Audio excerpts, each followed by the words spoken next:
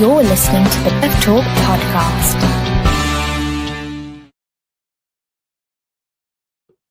Hello everyone, it's me, Rory Paddock, for Racing Daily. It's episode 2, season 3 of the Turf Talk podcast. As I said, I'm Rory Paddock. Don't have John Arnold tonight, but we do have... How are we doing, boys? Everything good? Yeah, grand. Yeah, all good. All good with me. Happy days. Fantastic. We were able to unearth the odd winner last week. Hopefully a bit better this week. We obviously got massive bits of racing, not only in the UK, but over in Ireland. Obviously, we record this on the Thursday. 3 races we're going to be looking ahead to. But before that, chaps, perhaps the biggest sort of talking point of the week has been the on-course gallops. We've seen, obviously, Constitution Hill and many others alike. Come to you first, Toby. Any talking points, anything to take out of what we've seen, or is there little to nothing to read into them, really? I think it would be of note, perhaps, the level of opposition they decided to run him against. Don't get me wrong, they're not terrible, but I mean, considering last time they tried him against Sagino and it made him look silly. I mean, we know Sagino's a top-class horse in his own right, but they chose who to trial him against, and he did it easily. Of course, he did. All we learned really that he still has 4 legs. But what I would say was, I think even if he had raced against this opposition last season, he still would have had the problems that was unearthed. So it does have its sort of use, but like I didn't see many shortenings of the Anspros market. There shouldn't have been really. I mean, you know, we just learned that he's still all and well, but considering he fell a couple of times last season, it's a shame they didn't put a few hurdles in front of him. But no, yeah, I can see why people dislike them, but it's a good event, and I'm sure everyone there enjoyed themselves. And yeah, I don't see any reason to stop them. Yeah, do you think, definitely don't want to be, perhaps not to poo-poo it, but do you think it's just more of a PR exercise than it is any sort of learning opportunity for punters or anyone alike? Is it just, here's Constitution Hill, get to see the sort of travelling circus without being unkind, but here's the show of just being able to see Constitution Hill and perhaps another few horses that are half decent? Or do you think there's actually some merit in it in terms of actual racing, you know? Or Yeah, I guess Toby's summarised it quite well. In my opinion, I think what I took from the actual gallop itself was how delighted Nicky Henderson was from it. He was obviously over the moon with how it went. So that obviously had a bit of an effect on the Fighting Fifth anti-post hurdle market. Nothing for the champion hurdle or anything like that. I just thought the Fighting Fifth price of Constitution Hill did go down a bit, which is obviously a boost if you have backed him. He is the big name surrounding the sport at the moment. Obviously, he is the a superstar surrounding the hurdle division, and anywhere he goes, he'll have cameras, he'll have all the stories following him. So, yeah, I think it's more PR exercise, and we at least we got to see what he was like on the course against some weaker sort of opposition, but yeah, I think for what I said, what I took from it was how delighted the trainer was from the whole gallop. yeah, exactly. It's again, it's one of those, isn't it? It's like I don't want to be, the Grinch, especially this time of year, but I think for one of those, it's nothing that from being able to get the horse fit, being able to improve the horse's race chances and race ability in terms of getting itself ready. It's nothing that couldn't have been done at home. It's not like Nicky Henderson has a 2-bit operation where he needs to come to a racecourse to get the facilities he needs. But equally, if I turned up and saw Constitution Hill, I'd probably be quite happy to see a horse like that, especially if you've never seen him on the racecourse before. Look, I don't think, like you said, the fact that the betting hasn't changed, I think that's probably evident that no one's really learned anything. Like Toby said, it's got 4 legs. It still knows how to move to some degree. We're not going to know anything until, it lines up in the Fighting Fifth if it goes, and that's the only time I think we'll learn anything. But, it's nice to see that the horse is sort of back to some sort of level of fitness, and we might see a bit of a better turnaround this time. Whether or not we end up seeing the horse go and win at March, time will tell. Moving on, chaps, obviously we've got Saturday's action. Various Grade 1 races over here in the UK and in Ireland.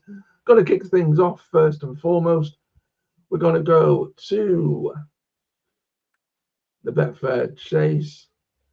3 o'clock, Haydock, Saturday, the big race. Current betting you can see on screen. Grey Dawning is a 6-5 favourite. 80 Color for Rebecca Curtis, 7-2. Royal Beguile, 6s, Handstands, and Stellar Story, 13-2 and 9-1, respectively. David, I'm going to come to you, my friend. Where's your money going?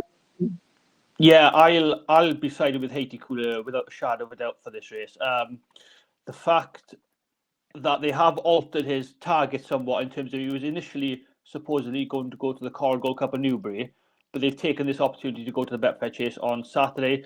Seems as if they are quite quietly keen on his opportunity and on his chances of bringing home this Grade 1. I'm very fond of him. He stays this trip so well. He's a very good jumper. He's tough as nails. Sean Bowen will be in the saddle, no doubt, and obviously he is the informed jockey around at the moment.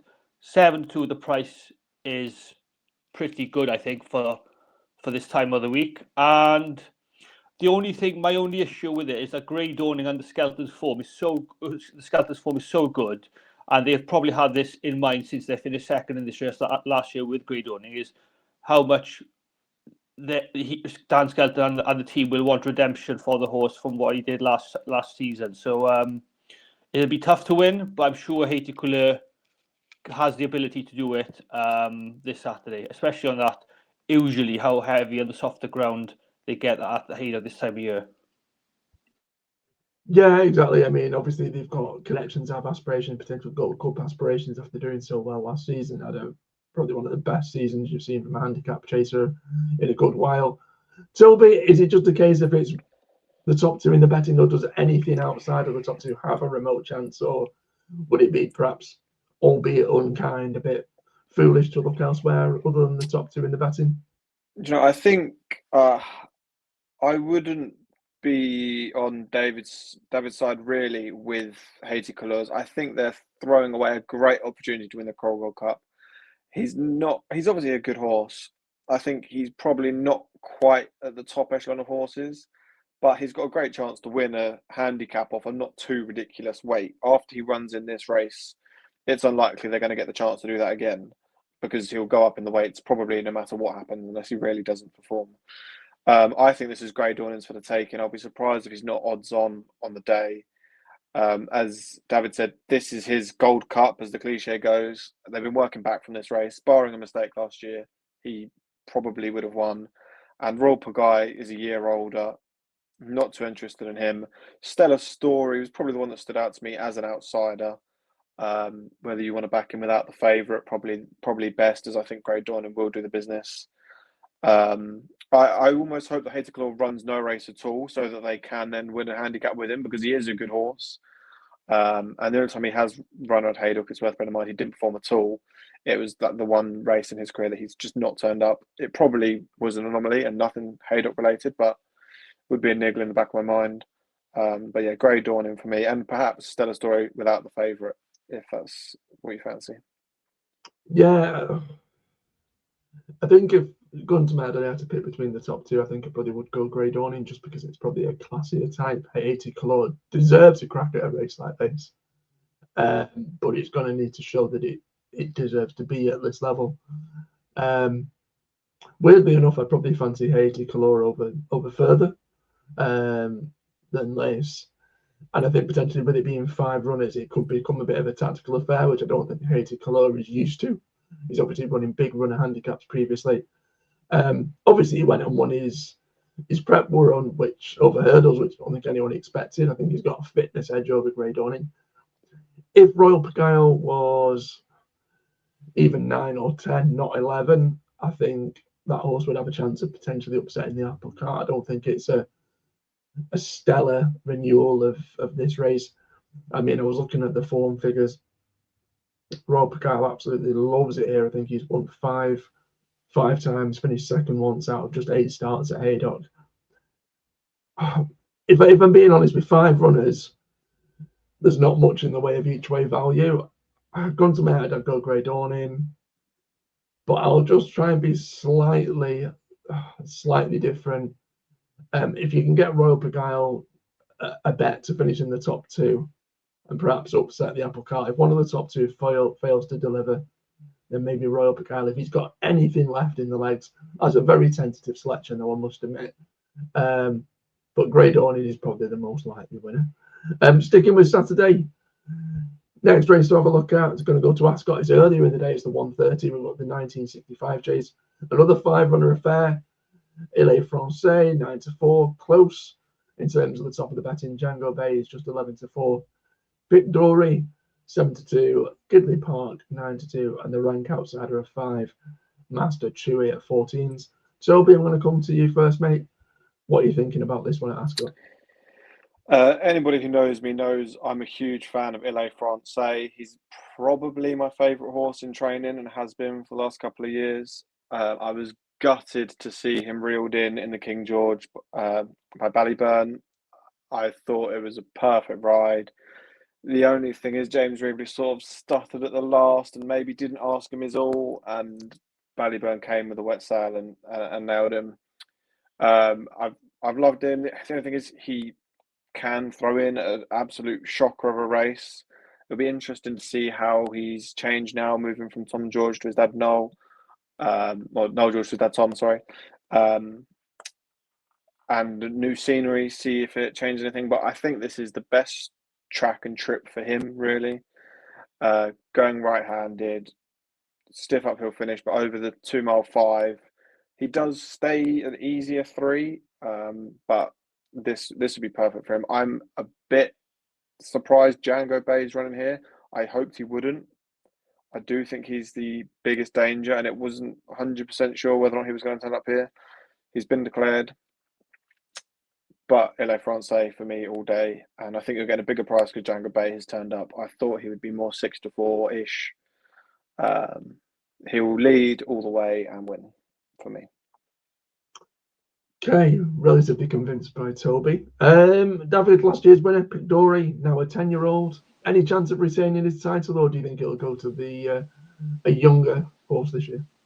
Well, first of all, guys, I really think there's a lot of pace in this race on the weekend. You've got Ile Francais looks to go forward.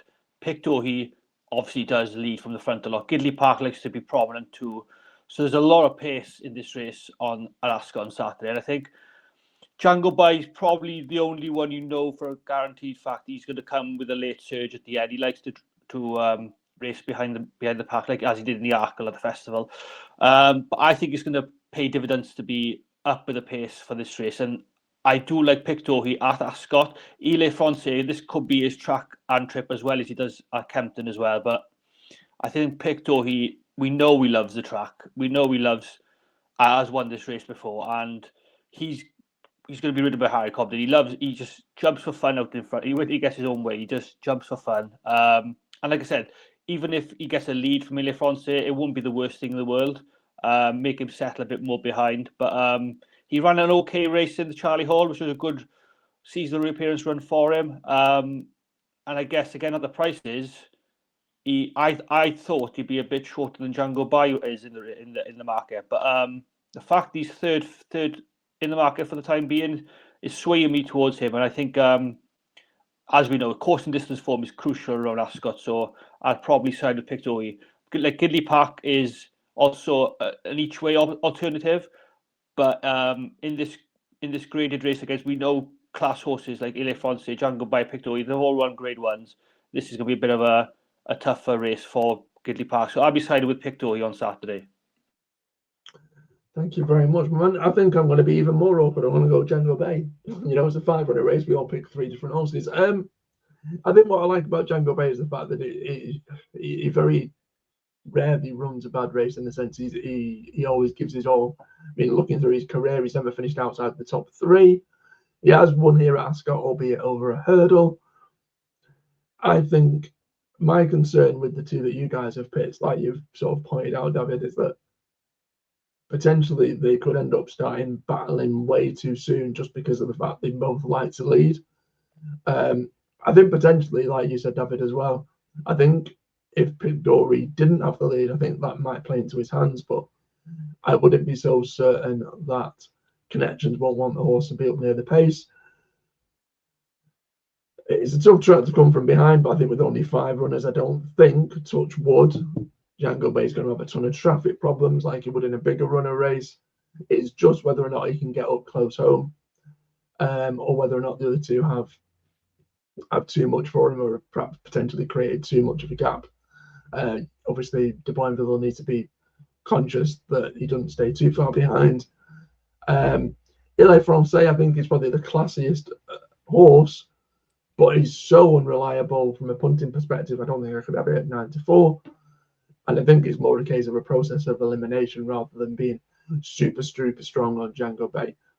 That's where I'm going with, chaps. I mean, if you're listening to this or watching this, good luck, because the likelihood is Gidley Park or Master Chewy will provide an upset. I think it's worth mentioning Ile Francais is getting weight all round as well, which, considering he's the top rated in the race, Pic Dory has to give him £6. Now that's crazy to me. He's basically at £9 clear at the weights to the rest of them. So if he does get his way in front, even if he's just ahead, he's going to take some pegging back. Also, guys, sorry to interrupt. Also, guys, I think this could be a massive race in terms of the King George, the 6th chase anti-post market as well. We know Ile Francais probably will end up going there again this season. Paul Nichols will want one of his leading chasers to be in that race, and obviously with Cole Reporter out for the season, he may send Pic Dory to Kempton. Django Bay has been touted as a potential Kempton horse on Boxing Day as well, so this could influence the market a lot for Kempton. Yeah, I mean, like you touched upon, Toby, I mean, for those that can't see, Ile Francais, an official rating of 165, runs off 11 stone 4. Django Bay, who's has a rating 158, 7 below. Ile Francais has to carry £3 more, and Pic Dory, who should, in terms of weight for ratings, is £4 official rating, sorry, £3 below Ile Francais, but still has to carry an extra £6. So, yeah, in terms of the weights, to be fair, that's not an angle I actually looked at, Toby. So, more for me, slap on the wrist. But yeah, I think that potentially could be a massive factor. But yeah, those are our thoughts anyway. That's 1:30 on Saturday at Ascot. Obviously, as I mentioned earlier in the show, there is also Grade 1 racing over in Ireland at Punchestown. Mugiana Hurdle, 210. Again, another small field. I know we touched upon it last week in terms of what can be done just in terms of getting bigger fields for races like this. But Lossiemouth, perhaps quite generous at 4-9. It's boring, but there's not even the 5 runners to have another place. Lossiemouth to lose. 4-9 actually seems quite generous. I'd be shocked if it didn't go off 4-1 on, maybe even 5-1 on. Perhaps not to be cruel to Irancy or Nadawi or Glenkiln, but as you can see on screen, that's the price. 4-9 looks way too big about Lossiemouth, who's got far bigger aspirations than this later in the season, Toby. Yeah, I love Lossiemouth, and I pray this is the season they send her to the Champion Hurdle. She is as good as the boys with State Man out. She's almost definitely the number 1 in the stable. As is a given by them sending her here, they've clearly rerouted Amsterdam and had a little bit of a switcheroo. And Mullins would usually send his number 1 here, and I think that speaks volumes of Lossiemouth. We all know how good she is. At 4-9 is a very, very fair price, in my opinion. If you're one of those people that likes shorties, then by all means go on in, because I think she could be 1-4 on the day, probably on the off. Ramsey's an interesting horse, not one I've ever really taken to too much, but I think if you did want to play the forecast, Nadawi would be where I would go. A good enough run in the Cesarewitch. Yeah, I think Nadawi could. I mean, he obviously got the Galway Hurdle in the stewards' room, deservedly so. Stepping up from handicap into a big graded race like this, albeit not a very big field, I think he could just nail Irancy, to be honest. But I think the price difference between them is too far, 7-2, 10-1. But I think Lossiemouth will be 10 lengths clear of either. So Nadawi, potentially a decent horse that could, let's not say upset the apple cart. I think Lossiemouth should, touch wood, barring any incident, should be the one that comes out on top. But David, is it just a case of how many lengths this horse wins by? Absolutely. I think anything but a lost in both victory by over 5 or 6, maybe even go higher than that, maybe even 7, 8 lengths is going to be a surprise to us all if she doesn't win. I haven't got much to add. I think she should be a lot shorter than what she is now. If you are a favourite backer, you probably are going to get stuck into that odds that kind of price at the moment. So, like you said, Rory, she should be 5 to 1 on, I think, at the moment. So it's a penalty kick if she does end up not winning this race. It'd be a massive surprise. So it's a debate to have whether she goes to the Mares Hurdle or the Champion Hurdle come the festival. That'll be decided in months to come. But the fact she's running over 2 miles here on Saturday may outline something come March. Who knows?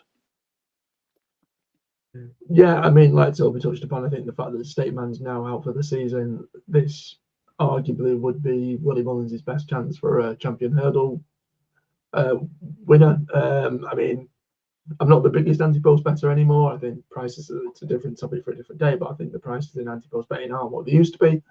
But I think for those that potentially are fancying Lossy Mouth for a Champion Hurdle win, now might be the time to back her, just simply because if she shows what we expected to show on Saturday, then I imagine a lot of punters will end up getting stuck into her if she produces another demolition job.